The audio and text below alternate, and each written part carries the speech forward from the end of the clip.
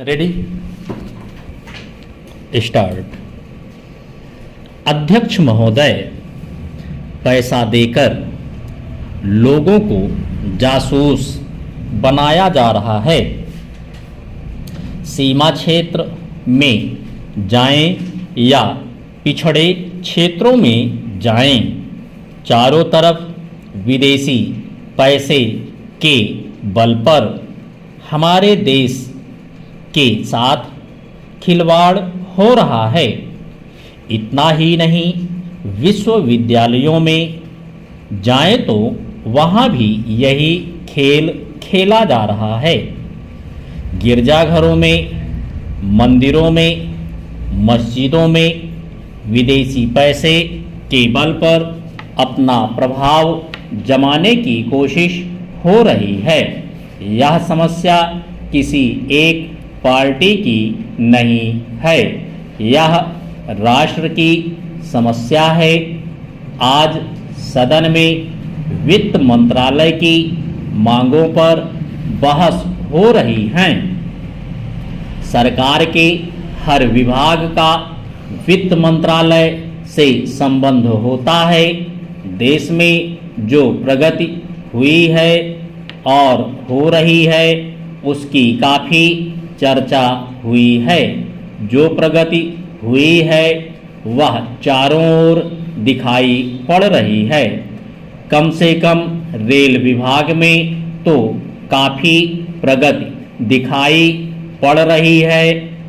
रेलों में अब भीड़ कम होती है। बिजली का भी काफ़ी विकास हुआ है, लेकिन देहातों की तरफ हमारा जो दृष्टिकोण है उसको देखकर कुछ कष्ट होता है। अभी जो जनगणना हुई है उसको देखने से मालूम होता है कि शहरों की जनसंख्या अधिक बढ़ी है।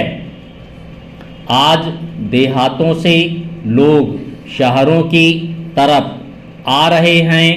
हमारे राष्ट्रपिता ने कहा था कि लोग देहातों में बसें, देहातों के जीवन को पवित्र करें। लेकिन स्वराज्य के 55 वर्ष बीत जाने के बाद भी देहातों की तरफ ना जाकर शहरों की तरफ लोग आते जा रहे हैं। इस प्रश्न पर हमको कुछ गंभीरता से विचार करना होगा।